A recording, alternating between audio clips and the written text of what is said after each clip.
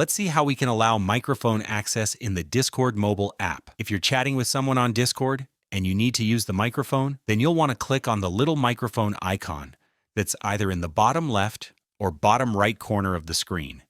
And then it's going to ask you to enable the permissions inside of your phone settings.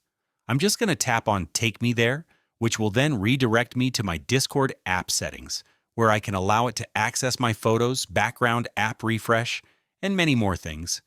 But let's enable this microphone switch, which is then going to allow the Discord application to use my microphone.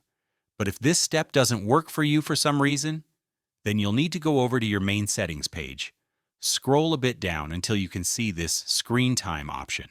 Our job now is to click on the Content and Privacy Restrictions option, which will then open another page. And we're looking for the microphone section in here. And maybe this was set to Don't Allow Changes, which is why we couldn't allow the access. So just set this to Allow Changes, and make sure that Discord is enabled.